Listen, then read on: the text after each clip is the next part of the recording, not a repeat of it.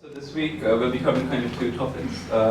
Firstly, I'll do hypothesis testing.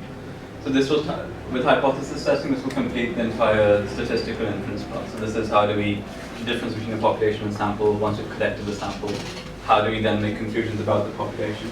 So last week we looked at a few tools to help us with that, looked at distributions, and a few results such as the law of large numbers and central limit theorem to kind of recap which.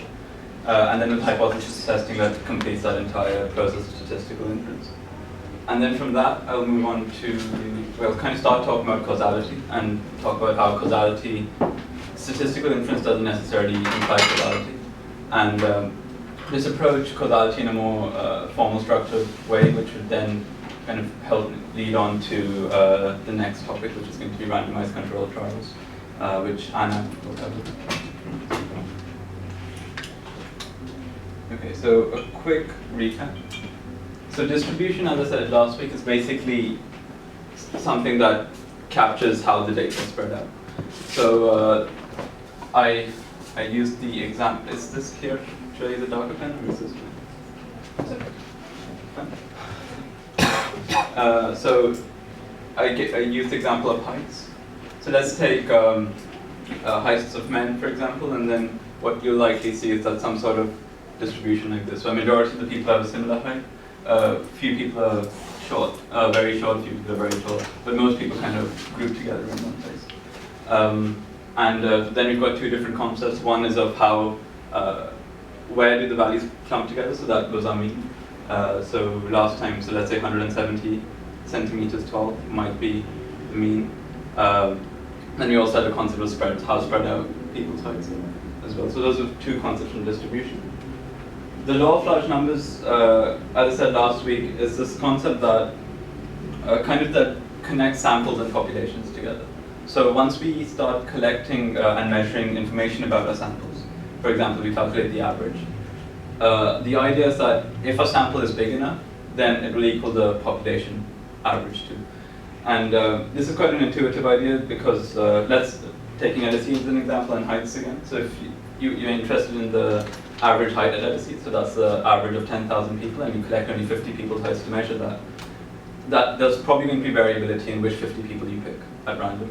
But if your sample is big enough, let's say you start approaching 9,999 and you just don't pick one person, it's going to be probably quite representative of the population. So that's basically the idea that your sample measures tend to your population measures as the sample gets bigger and bigger.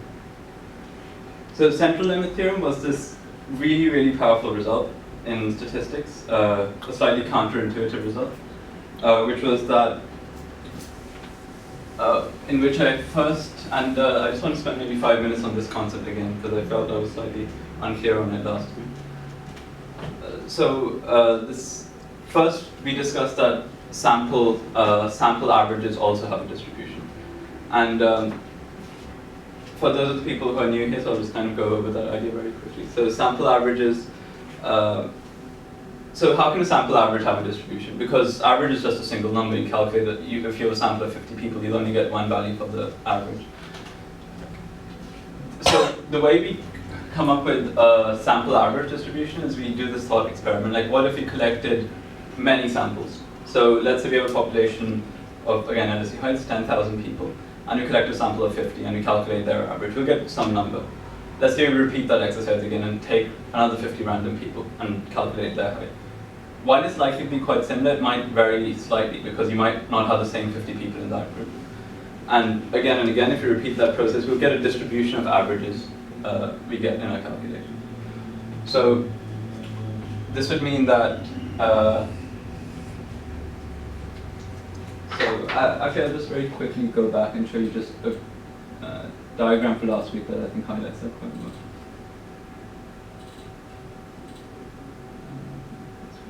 By the way, if anyone has any questions, just feel free to stop me.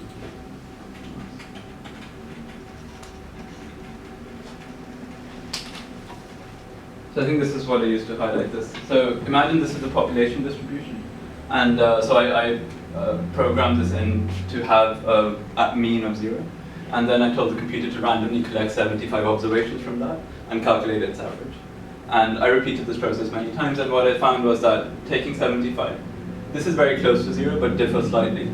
And then if I took another sample, it's again very close to the 0, but it's slightly different. And again, it's slightly different here. But they're all pretty close to the true value of 0.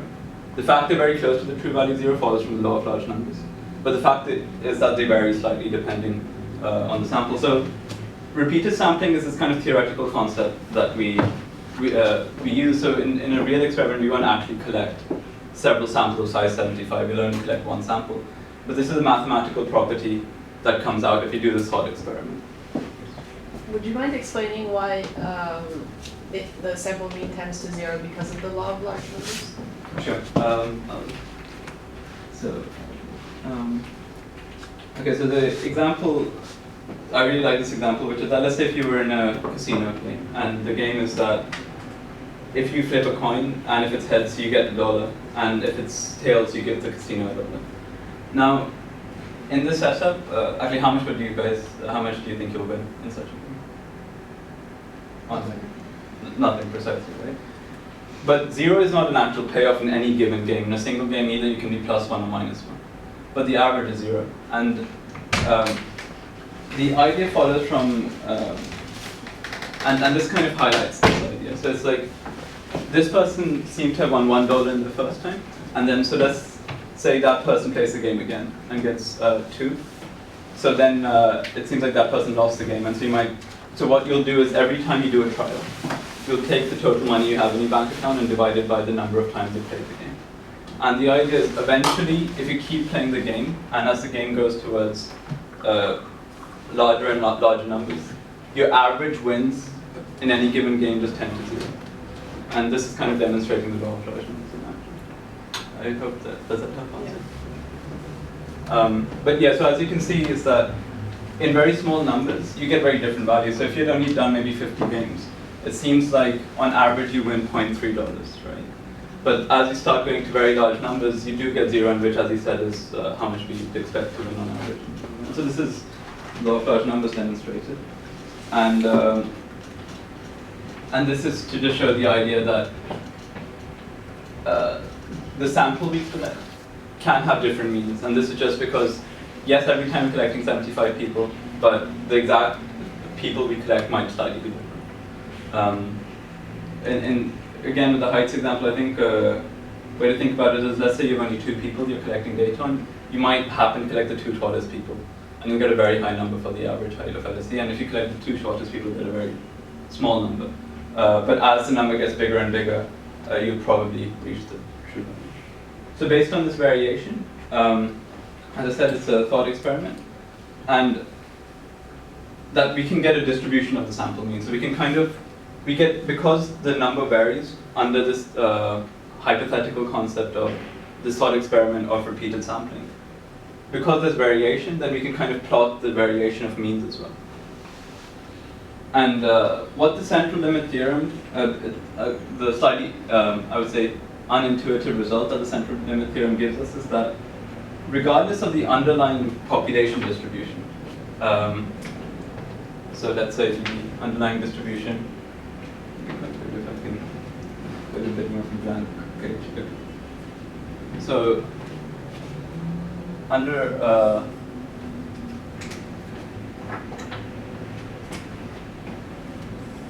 so the unintuitive result is that even if the population distribution looks something like this, some crazy structure, the idea is that if you were to then take, let's say, a sample of 200 from here and calculate its means and keep repeating that process, and then take another 200, calculate its mean, take another 200, calculate its mean, and plot all the means we got, what the central limit theorem tells us is that these will be distributed normally.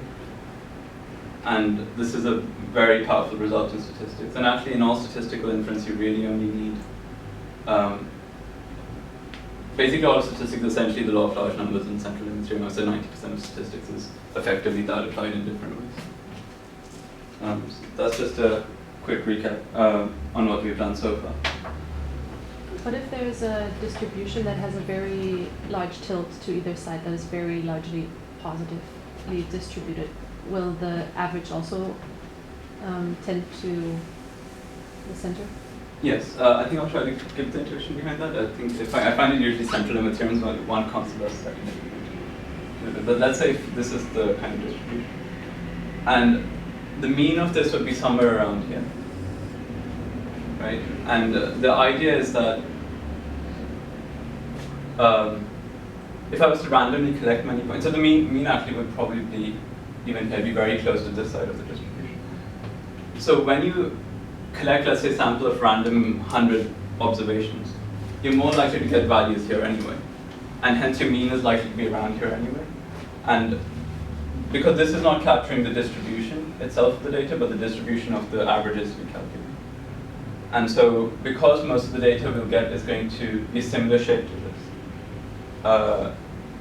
by calculating averages we'll get a similar shape.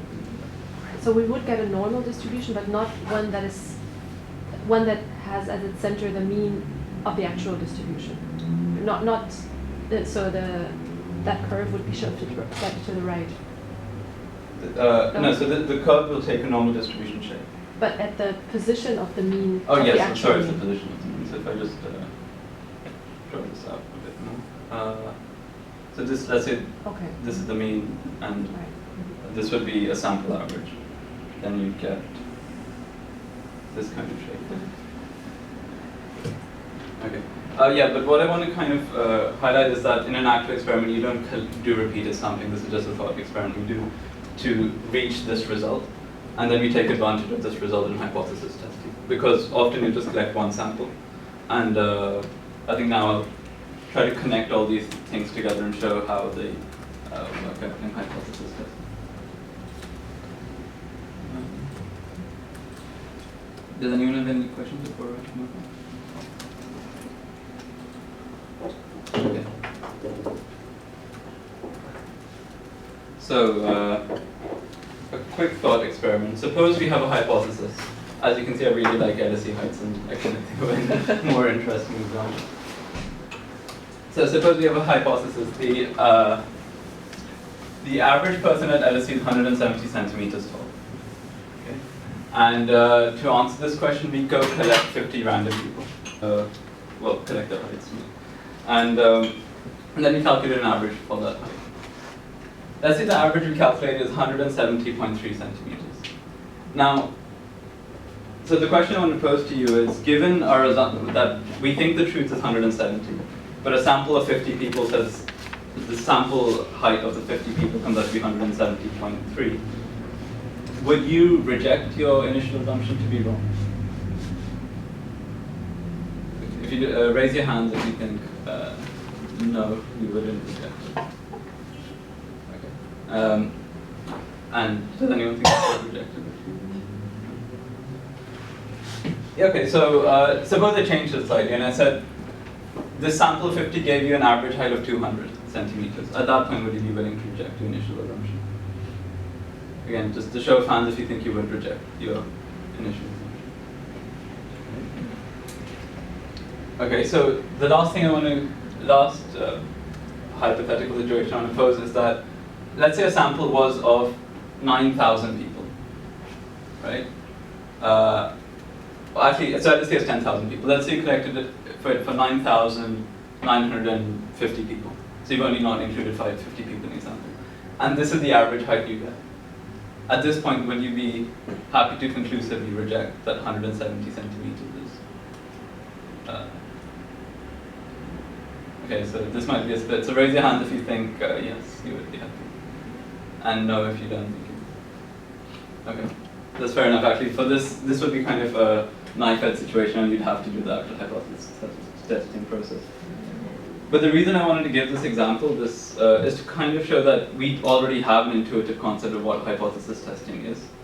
And what I'm going to try to do in the next 40 minutes or so is to formalize that process in a more statistical sense so that we can repeat it multiple times and compare results between people. So I think it becomes clear that we need to worry about two things. So one is how far is the estimate from the hypothesized true value. So initially, I believe was the true value is 170, and I think rightfully so, but a lot of you believe that we shouldn't reject it if it's only 0.3 centimeters off.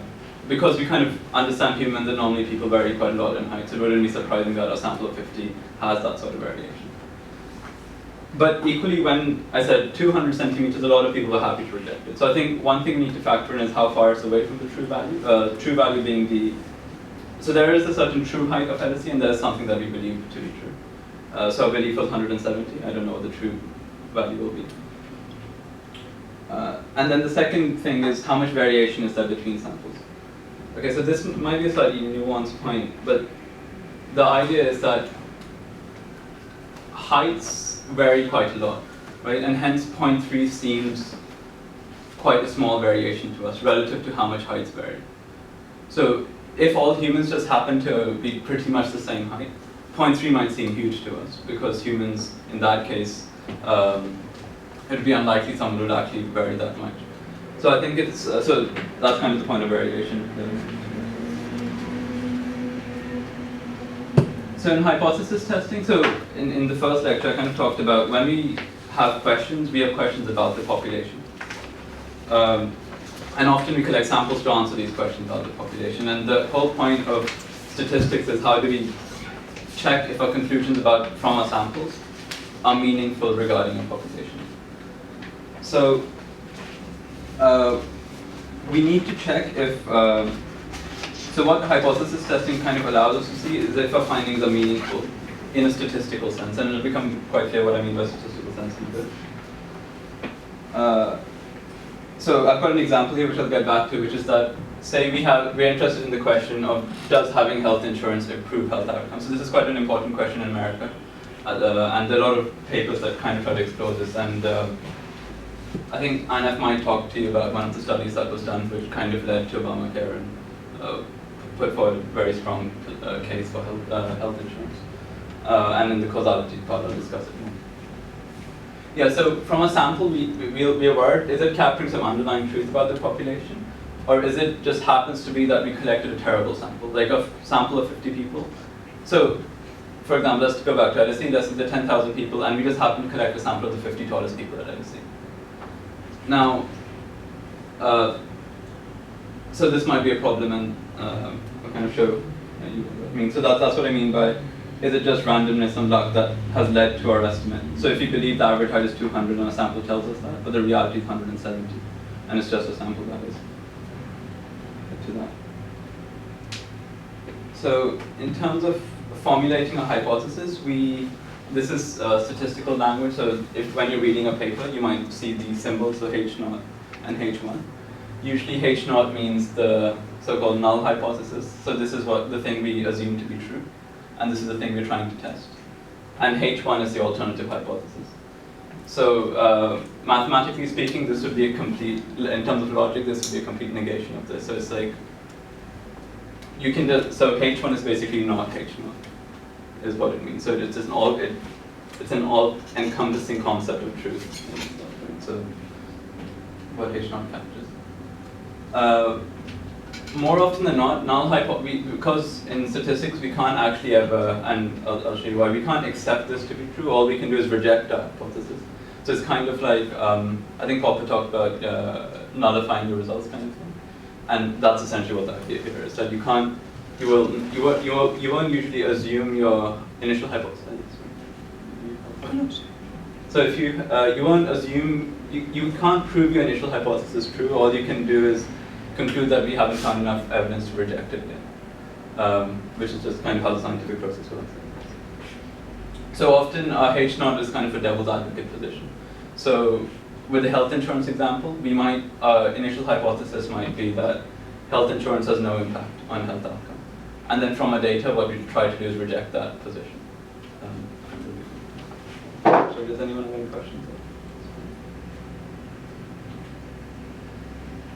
Okay, so this is the first time I'm presenting a statistical table from econometric results. You might see these at the back of papers.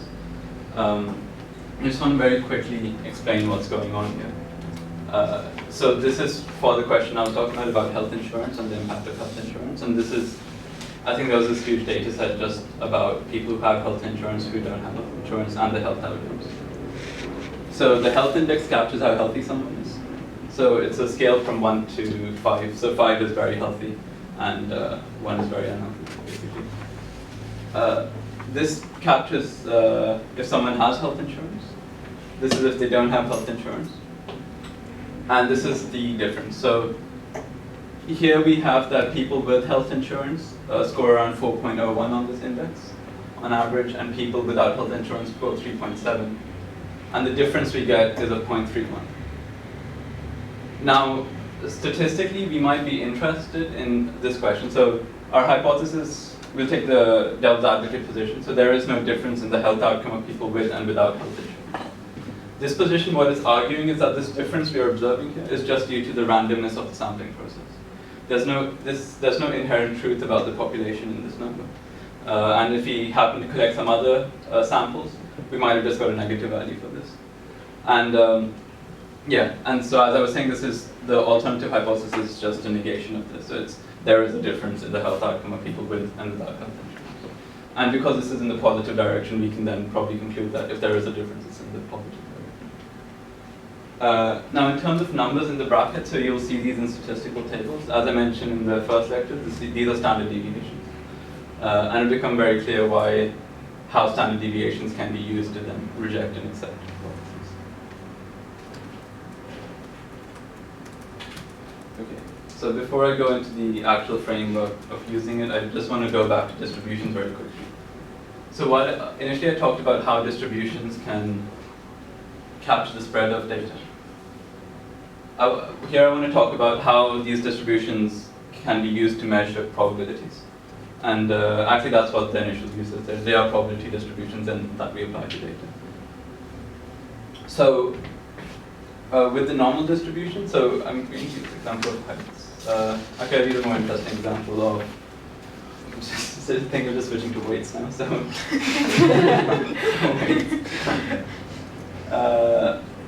Okay, so there's some value of actually let's go to heights. I think this could be a problem. So you've got a height of 170 again. And suppose someone's 200 centimeters tall.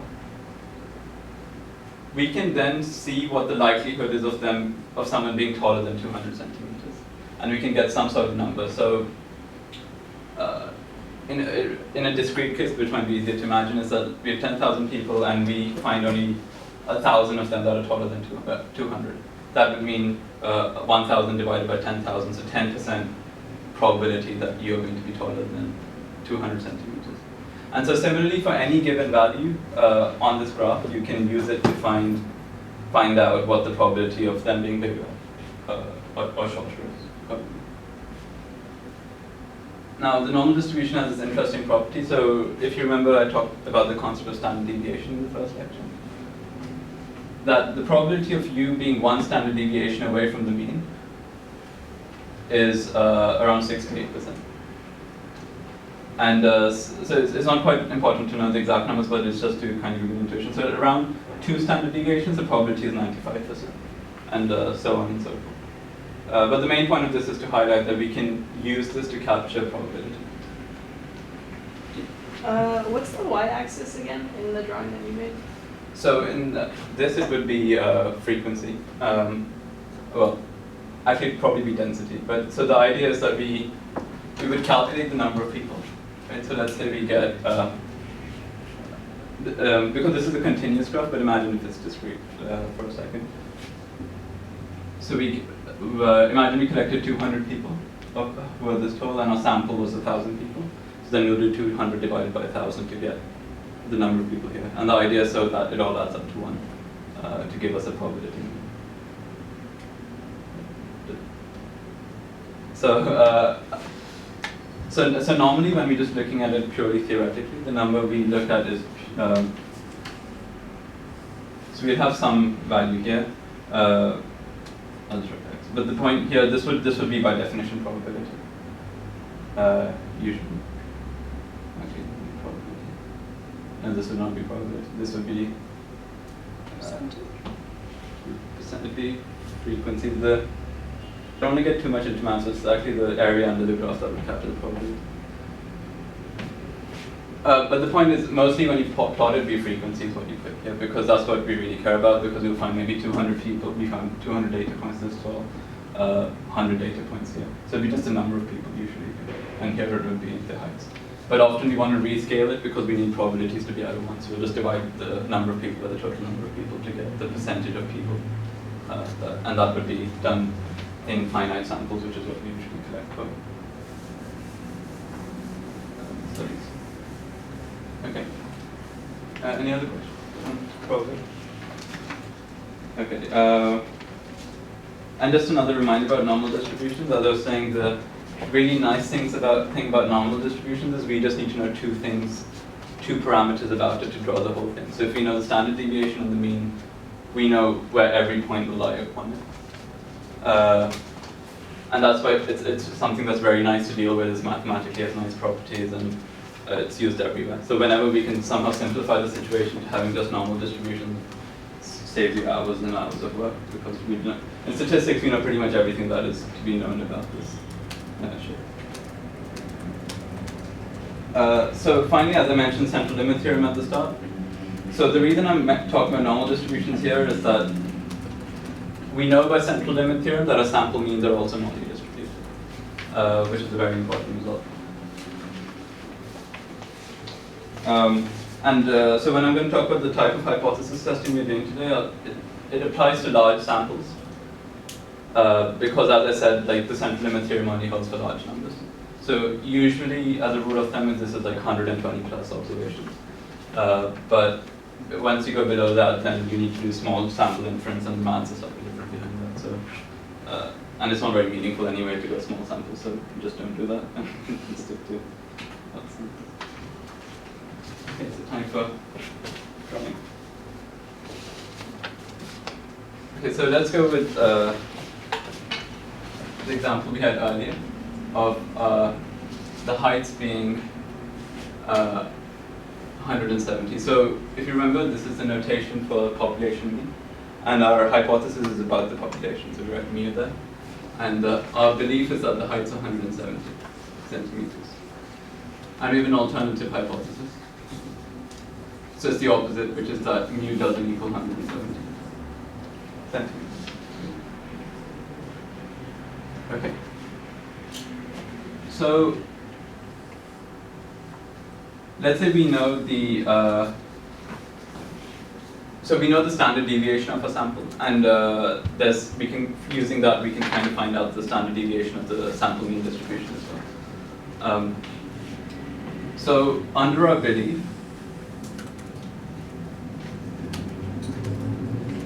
we know that the distribution of a sample means looks like this. That it is normally distributed, which we get from the central limit theorem. And because we are assuming it to be at 170, we get this, it's centered around 170. Now suppose you actually go collect a sample and you find the height is 180 centimeters, the average of your sample. Well, what you can do is then you can find out, so you can find out what 180 is. And based on this, you can ask the question, well, what is the probability that my sample gives me a height of average of 180 if in reality this is what the actual height of LSE is, right? And from that we'll get a probability for our sample giving us a height of 180. Okay? And if this probability might be very tiny, so let's say this is 1%. Right? This means that, so trying to give you an interpretation of that, what this means is if the population's average height at LSE is actually 170 centimeters tall, and let's say sample size is 50 in this example, so it's actually 170 centimeters tall, and you sample, so 1 in every 100 times, okay, I'm phrasing this badly, so this is the actual height is 170 of LSE. And let's say you were to collect several samples of size 50 again and again and calculate its average. 1 in every 100 times, your sample would give you a height of 180. So this really could be the reality, and you could just be in that unlikely situation where your sample has given you 180. But as a researcher, you might feel that, well, actually at 1%, I think my initial hypothesis is probably wrong. And in reality, the truth might be more towards that side of the distribution.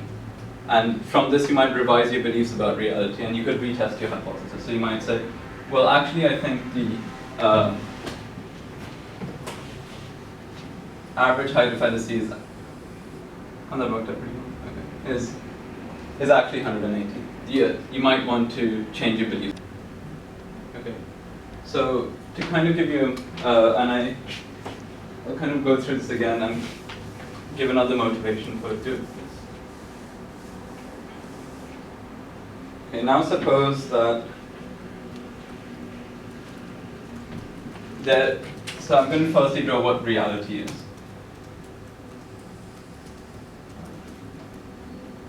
Let's say reality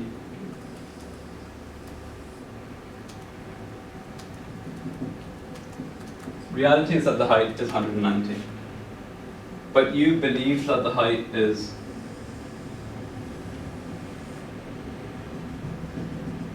the height is 170. Right here, and I'll write frequency here. Now the thing is, when you collect a sample, you're actually collecting it from this distribution, right? Whereas you believe you're collecting it from this distribution. And when you calculate your average, suppose you happen to get 170, right? Now, you just happen to be very unlucky in this distribution and ended up quite far away from the true value. But now when you do a hypothesis test, this would be exactly what you expect it to be. So there's always this risk that you might be wrongly accepting or wrongly rejecting things. So in this case, you'd be wrongly accepting your initial hypothesis, which is completely not true. But equally, you could get a height of 180, let's say your sample happens to end up being at 188. At that point, it'd be quite convincing. Does anyone have any questions after this? Okay. I'm going to kind of expand on this and start talking on significance level and kind of explain what people mean that the findings are significant. And also how the law of large numbers fits into this and why we like bigger samples. So if you remember, I told you, I kind of covered this last week and I just want to, I'll draw it here actually, so I want to use that. Which is that if you're, so suppose this is your sample mean. And what the law of large numbers tells us is that as a sample gets bigger, our values become closer and closer to the true mean. And by central limit theorem, we know it's normally distributed. So what we find is, so as the sample gets bigger and bigger, so these are sample mean distributions of different sizes. So the likelihood of being outside the true value decreases and decreases.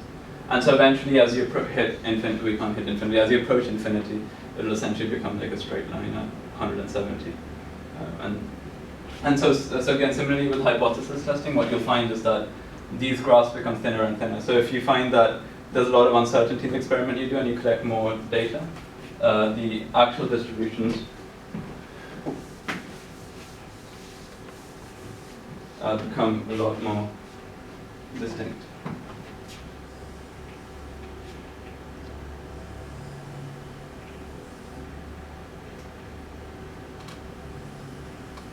So now so if this is reality, the likelihood of you accidentally accepting something that's not true decreases considerably, and so that's why it's good to have larger samples, and in terms of an estimation. Does anyone have any questions there?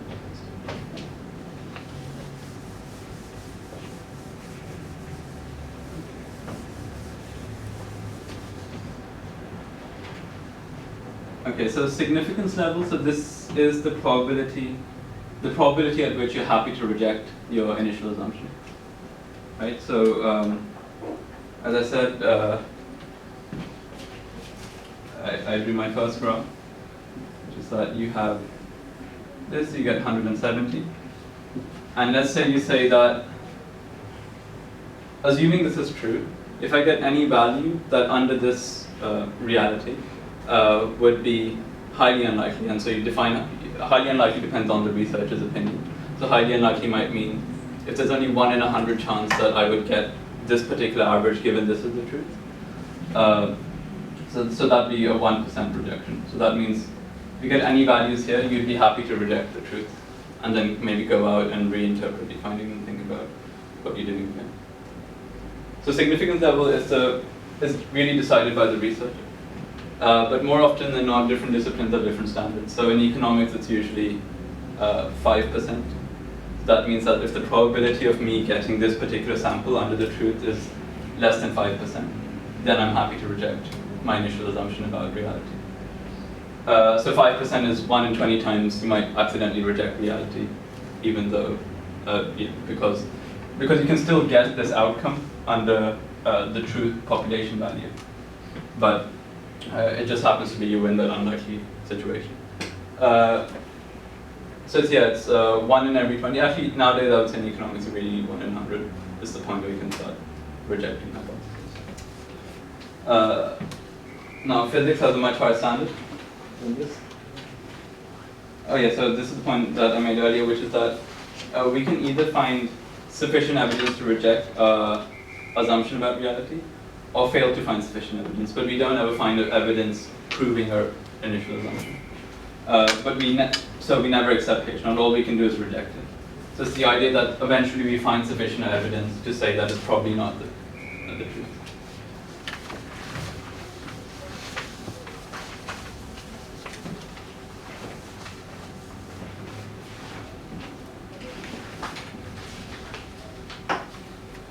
So I don't know if you've had classes where they kind of teach you how to interpret findings from tables, but they might have told you that if you double the standard deviation, so the number in the brackets, and compare it to the number above, and if it is bigger, if the number above is bigger, that means the results are significant. So basically, if you double this and you compare it to this number here, and this is, so double this, that's 0.6 is double that, and if this turns out to be greater than this, then your results are said to be significant. Now the intuition behind this is, it goes back to that probability structure I was just telling you about. And let me have a graph at the start that shows this. If you remember this graph, it's that at 95%, we've got, that's 2 standard deviations, so that's what it multiplied by 2 comes. And so if you find that the bigger number is more than double that, so I think it was 0.31. So 0.31 is greater than this. So this means that 0.31 lies way more than the 95% there. So that would mean that a significance level greater than 5%. So that's usually why we use the rule of doubling it.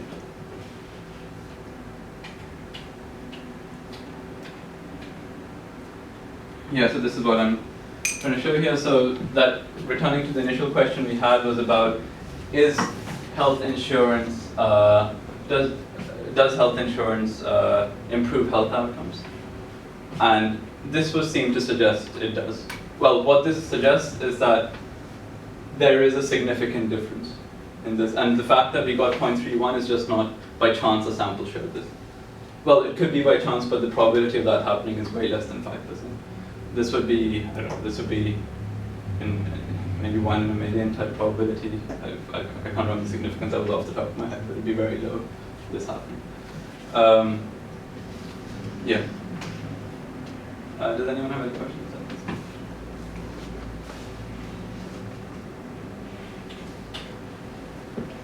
So this is a bigger statistical table. This is more to just kind of introduce you to what the back of papers, empirical papers usually look like. So this is kind of the same paper expanded, like much bigger. So here they've broken it down to husbands and wives. And then they have some health insurance, no health insurance, again, same for the wives, some health insurance, no health insurance. Differences in the numbers here. And then, so they've got the health index, and then they've got non-white, age, education, family size employed, family income, sample size. And in the next lecture, it'll become clear why we care about all these numbers here, down here too. But essentially what I want to show you is that you've got the brackets all throughout here, and you can check if each of these values is different. So what this would mean is that, so here we've got family income, for example, family income. So here comes the difference between, on average, of someone who has a family that has health insurance, a family that doesn't have health insurance. The household income is around $60,000 difference in those two families. And then you can ask the question, is this just a phenomena with our sample, or is this something that's actually true about reality? And this is highly significant because the standard deviation is only 1,300, and if you double this is way more than 95%.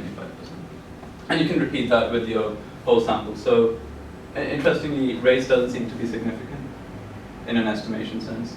Age seems to be highly significant. Education seems to be highly significant. Family size is actually pretty significant too. Employment is highly significant. And then here you've got the sample sizes. So this means that I think that 8,000 male husbands with health insurance, 1,000 without, and then similarly for wives. So I think the sample size is around 20,000. Okay, so as I was saying, economics has a standard of around 5%.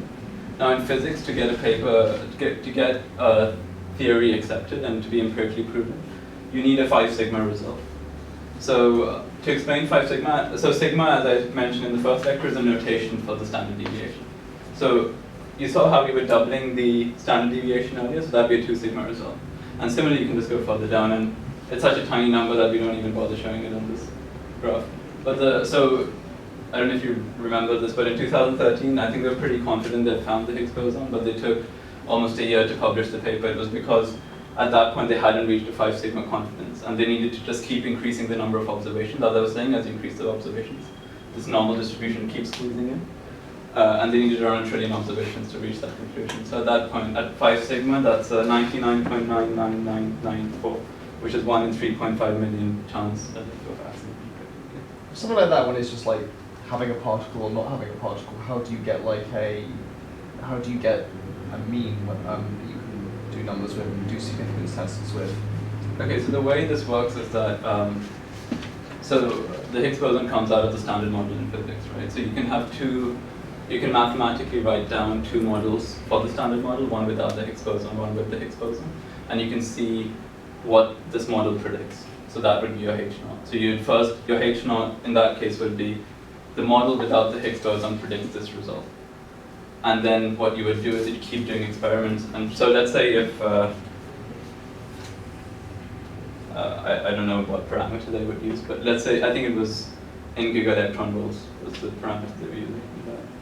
So giga-electron volts, and let's say, I think they found it at 127. But let's say the model predicted around 100 gigavolts is where you'd see the biggest peak. And so similarly, you might have a normal distribution there, but your value ends up, and you find a big clumping at around that predicted value. And so that's how I think they went about it. But this, I think probably best also physicists, but I guess that's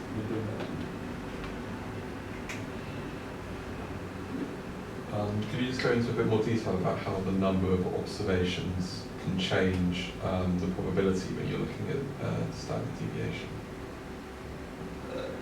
Yeah, sure. So this result follows from the sample mean. So when you talk about the standard deviation, you're talking about the standard deviation in hypothesis testing at least, not of the population or the observations, but the standard deviations of the sample means. Okay. So if you remember from the law of large numbers, I think there was this graph with the game is that initially there was a lot of variation, but eventually this kind of petered out and became very close to the true value. And so the idea is that as you can see the variance between as observation size gets bigger, it varies less and less from the population. So it follows from the law of large numbers that the sample mean starts squeezing together as the population gets bigger. Sure. And so are you able to determine the exact probabilities? Yes, just you can. because it's a normal distribution. Yeah, so actually, do you remember the exact number? I can't remember it off. Is it sigma root n when you go from population to sample? Sigma over n. Sigma, is it sigma squared over n or sigma? This for the distribution, Yeah. Yeah, sigma squared over n. Okay, yeah, so the exact mathematical relationship is that if your observations in your sample are distributed with s squared, then your sample is n minus 1. And so that's the relationship. So just mathematically, so n is the sample size. So as n gets bigger and bigger, this stays constant. So the number must keep getting smaller and smaller because you're dividing it by. But that's the exact mathematics. It's not that interesting, but It essentially follows from the law of attraction.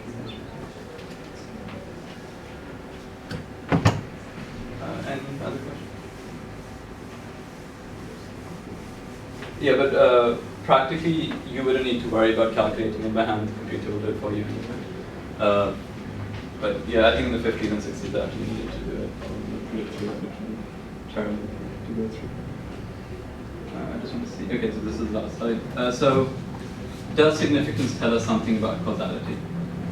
And the answer is, well, yes, it's no, and at least not necessarily, because significance is not testing for causality.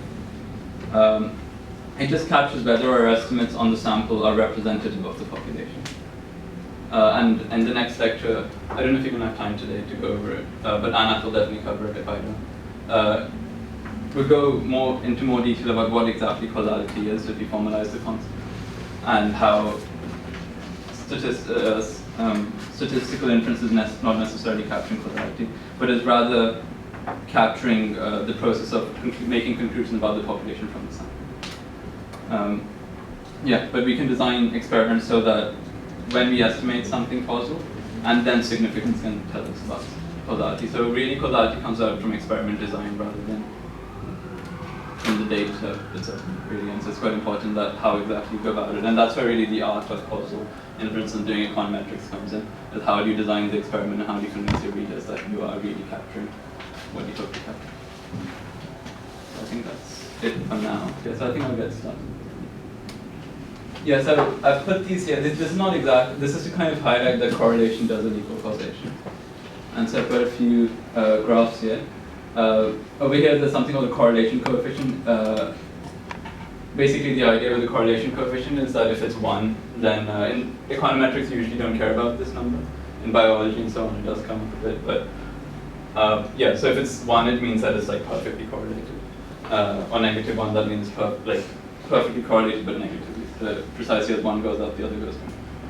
Yeah, so I've got here US spending on science, space, and technology is correlated very well with suicides by hanging, strangulation, and suffocation. And similarly, number of people who drown by falling into a pool is highly correlated with number of naval escapes. And I think one final one, per capita cheese consumption is correlated with number of people who die by becoming The general point is, correlations aren't very meaningful. And more often than not, hypothesis testing can test this aspect, right? Now you really do need to think about, this is where theory comes in, and theory is important, to firstly understand which direction is causation going, or are you just seeing meaningless stuff here? I think there was a study done to look at the Dow Jones Index, and he just data mined and ran 10,000 random variables to see which best predicts the Dow Jones Index. And they found rainfall in Haiti was the best predictor of the Dow Jones Index. Very useful. And there's another one about babies born in Germany and the number of birds that fly over Germany. Yeah, so on and so forth. Okay. Full screen. So, yeah, so I think this I'll basically try to kind of formalize the concept of causality. What do you really mean by it?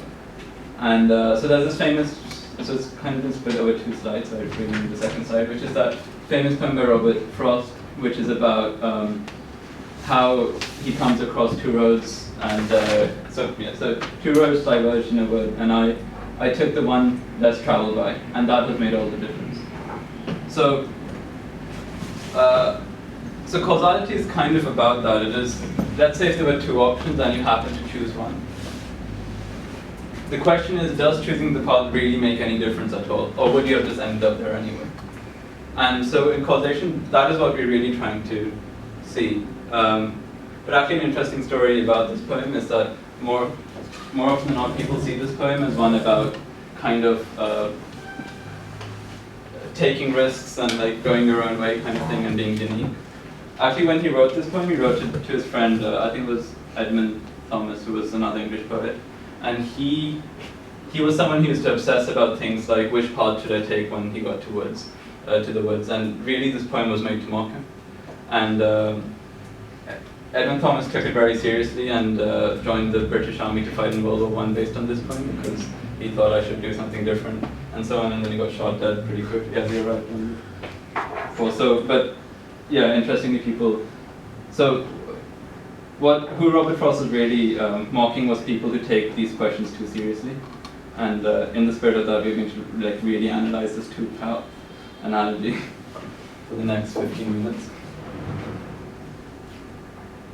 Okay, so suppose you have two paths.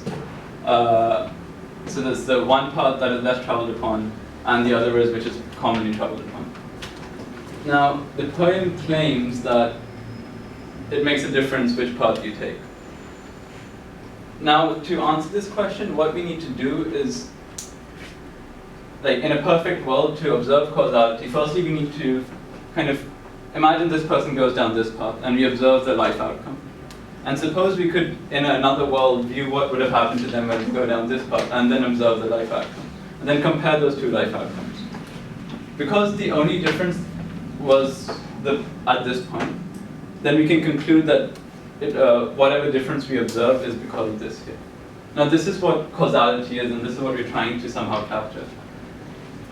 But the issue is that the very act of taking one of the paths makes it impossible to view the other. And this is a fundamental issue with causality in general. Even the natural sciences face this. So actually I think, so here I've written once one state of the world is realized, it is impossible to observe the other. So Hume highlighted this problem with his notion of causality as it's something that lies outside the realm of experience. Because the thing with causality is that you can never actually observe it. So even if you, let's say, it's a natural science experiment where it's about one ball hits another ball and the other ball moves ahead, to observe causality at that point, you also need to observe all the states in which the ball did not go and hit that, and it didn't move ahead. But the issue is that we can never observe that. And so what we try to do in experiments and so on is repeat things in a near identical setting, and hence come close to approximating the counterfactual situation. Right? So if you could maybe get loads and loads of people and ensure they're very, very similar, and send half the people down one path and send the other half down the other. In a probabilistic sense, in terms of averages, we could make some sort of interpretation about causality in that scenario.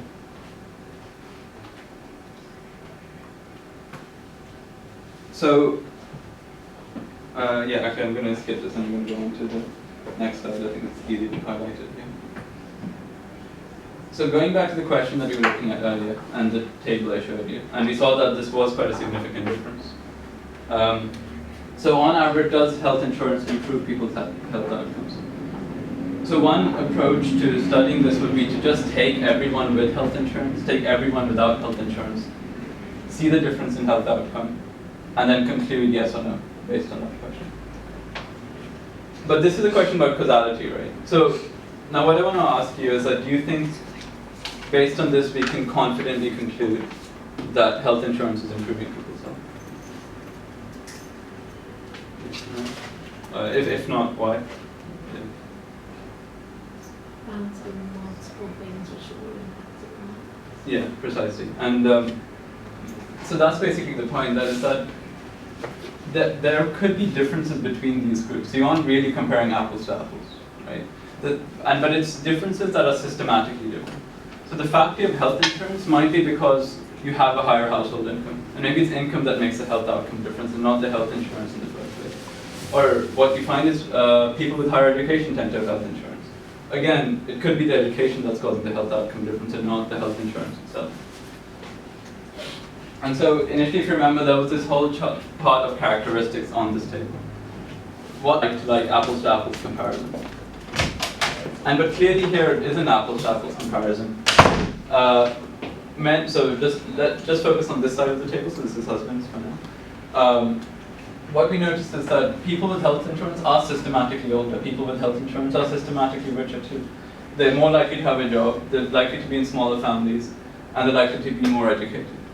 So this is not a similar comparison at all, and so we can't be confident that this is what is, if it is just a health insurance that is making this difference.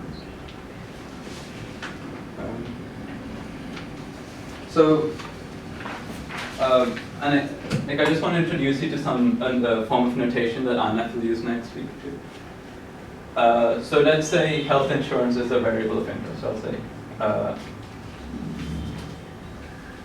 health insurance. And what we care about is health. And our hypothesis is about the causal connection between these, going that way. Now the problem is that there are two things that can impact both. So we call these confounders, and that's the language that's usually used in papers. So let's take income, for example. The problem is that income impacts health, maybe because you can live in a nice neighborhood and things such as that, and stay away from, let's say, the main road, and pollution's over and all of these things like that. But higher income also allows you to buy health insurance. So purely looking at correlation, and without even observing income, the income effect would show up in both areas. And this is the problem with confounders. So if I think there's this result that eating ice cream, if you plot number of ice creams eaten with the number of people who drown, it's a very strong result. Now the thing is, eating ice cream probably doesn't cause you to drown, but the fact is that there's a confounder there. So in that you have, so I'm going to just represent ice cream with IC, you have drowning with D, and we see a strong result here, but the real problem is that the connection is temperature. When it's warmer in the summer, more people go swimming and more people also eat ice cream. So really there is no causal effect here. The only causal effect there is through temperature. And so what we want to do in causal inference is really disentangle these phenomena. Now this is not the same as statistical inference, because the statistical inference procedures themselves only look at correlations. And so earlier, if you remember, we were confident that there is a big difference in the population in health outcomes. And that's true, there is a big difference between people who have health insurance and who don't have health insurance in their health outcomes. But maybe it's not driven by the health insurance, maybe it's driven by a lot of other characteristics that are also different between them. So here I've just listed a few methodologies that I used to kind of help identify causality. So randomization, so this is done, this uses a technique from medical trials. And so this is what we'll be covering in the next 2 weeks. And this is really the gold standard of causal inference in social sciences and medicine. The thing is, so I think Anaf will cover a paper looking at if employers racially discriminate. And he'll show a randomized controlled trial that was done to test that. And there's some really interesting results that come out of that. More often than not, it's not possible to do randomization. Either it's too expensive or it's just unethical to do it. At that point, regression is the most common tool used. And so that will be covered in week, so next 2 weeks is RCT, then following that is 3 weeks of regression, and Luke will talk about that. So these are just other methodologies I've mentioned here. What you'll realize, I think Luke will cover this, if not I can cover it at the end, which is that regressions have a lot of limitations, a lot of underlying assumptions behind regression that are quite unrealistic and don't usually hold for causal inference. They work well in showing correlation usually, but it's very difficult to capture everything needed in regression, and Luke will touch upon that. And so these are other techniques that kind of build on regression to make it more robust for causal inference. So there's things like instrumental variables, panel estimation techniques, regression discontinuity, difference in difference, and synthetic control methodologies. Yeah, so these are just some things. Okay, so that is actually all from my part of the course. And so next week I think we have for a week.